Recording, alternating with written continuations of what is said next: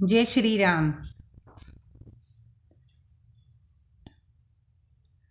आप सब कैसे हैं? आई होप सब ठीक होंगे। अब मैं आगे का बालकांड पढ़ती हूँ, रामायण का आगे का बालकांड पढ़ती हूँ। जैसे मिटे मोर भ्रम भारी, कहूँ सो कथा नाथ बिस्तारी। जाग बलिक बोले मसुकाई, तुम ही विदित रघुपति प्रभुताई। हे नाथ, जिस प्रकार से मेरा यह भारी भ्रम मिट जाए, आप वही कथा विस्तार पूर्वक कहिए। इस पर याज्ञवल्क्य जी मुस्कुराकर बोले, श्री रघुनाथ जी की प्रभुता को तुम जानते हो। राम भगत तुम मन कर्म बानी, चतुराई तुम्हारी मैं जानी। चाहू सुने राम गुण गूढ़ा, किन्हीं हूँ प्रसन्न मनु अति मूढ़ा। तुम मन वचन और कर्म से श्री राम जी के भक्त हो। तुम्हारी चतुराई को मैं जान गया और तुम श्री राम जी के हर समय गुणों को सुनना चाहते हो। इसी से तुमने ऐसा प्रश्न किया, मानो बड़े ही मूढ़ हो। तात सुनु सादर मनुलाई, कहूँ राम के कथा सुहाई। महामोहु महिषेसु बिसाला, राम कथा काली का कराला। हे तात, तुम आदरपूर्वक मन लगाकर सुनो। मैं राम जी श्री राम जी की सुंदर कथा कहता हूँ। बड़ा भारी अज्ञान विशाल महिषासुर है और श्री राम जी की कथा उसे नष्ट कर देने वाली भयंकर काली जी हैं। राम कथा शशि किरण समाना, संत चकोर कर ही जेहि पाना। ऐसे संशय किन्हीं भवानी, महादेव तब कहा बखानी। श्री राम जी की कथा चंद्रमा की किरणों के समान है, जिसे संत रूपी चकोर सदा पान करते हैं। ऐसा ही संदेह पार्वती जी ने किया था। तब महादेव जी ने विस्तार से इसका उत्तर दिया था। कहूँ सोमति अनुहारी, अब उमा शंभु संवाद। भयउ समय जेहि हेतु, जेहि सुनु मुनि मिटी विषाद। अब मैं अपनी बुद्धि के अनुसार वही उमा और शिव जी का संवाद कहता हूँ। वह जिस समय और जिस हेतु से हुआ था, हे मुनि तुम सुनो, तुम्हारा विषाद मिट जाएगा।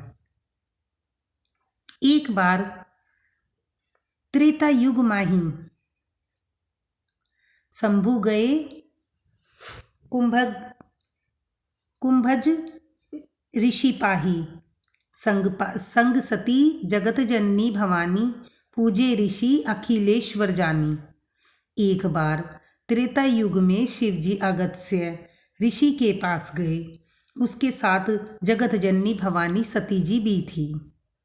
ऋषि ने संपूर्ण जगत के ईश्वर जानकर उनका पूजन किया। राम कथा मुनि बरज बखानी, सुनी महेश परम सखुमानी। ऋषि पूछी हरि भक्ति सुहाई, कहीं शंभु अधिकारी पाई। मुनिवर अगस्त्य जी ने राम कथा विस्तार से कही, जिसको महेश्वर ने परम सुख मानकर सुना। और ऋषि ने शिव जी से सुंदर हरि भक्ति पूछी और शिव जी ने उनको अधिकारी पाकर रहस्य सहित भक्ति का निरूपण किया।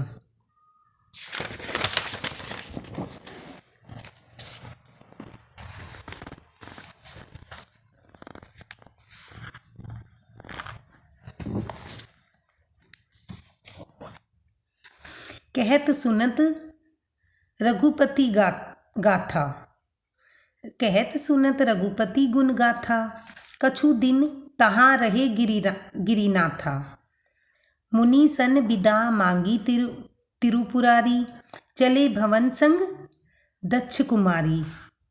श्री रघुनाथ जी के गुणों की कथाएं कहते सुनते कुछ दिनों तक शिव जी वहाँ चले रहे। फिर मुनि से विदा मांगकर शिव जी दक्ष कुमारी सीता जी के साथ कैलाश को चले गए।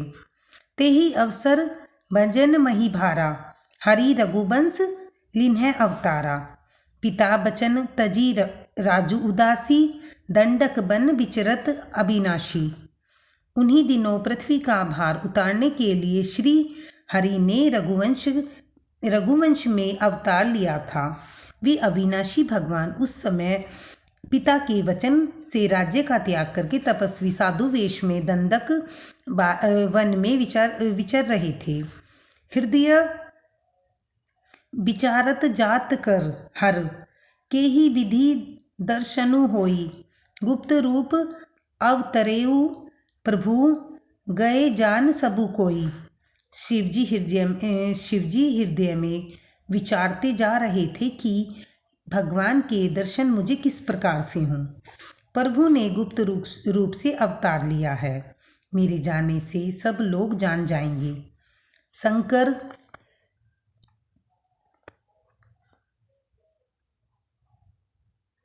शंकर उर अति क्षोभु सती, न जानही मरमु सोई।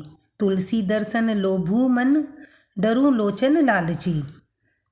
श्री शंकर जी के हृदय में इस बात को लेकर खलबली उत्पन्न हो गई, परंतु सीता जी ने इस भेद को नहीं जानती थी। तुलसीदास जी कहते हैं कि शिव जी के मन में भेद खुलने का डर था, परंतु दर्शन लोभ के उनके नेत्र ललचा रहे थे। रावण मरन मनुज कर जाचा, प्रभु विधि बचनु किन्ह चह साचा।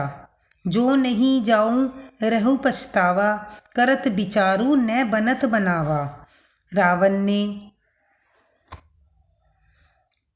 ने ब्रह्मा जी से अपनी मृत्यु मनुष्य के हाथ से मांगी थी। ब्रह्मा जी के वचनों को प्रभु सत्य करना चाहते थे।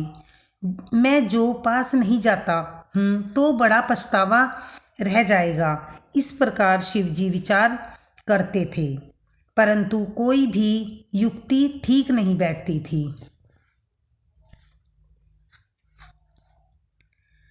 एही विधि भय सोच बस ईशा, तेही समय जाई दस सीसा।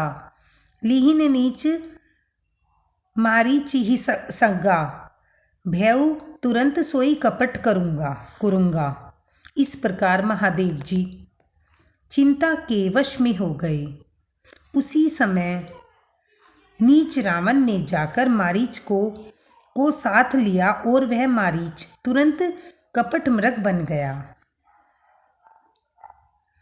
करी छलु मूढ़ हरि विदेही, प्रभु प्रभाऊ तस विदित न तेहि। मृग बधी बंधु सहित हरि आए, आश्रम देखी नैन जल छाए।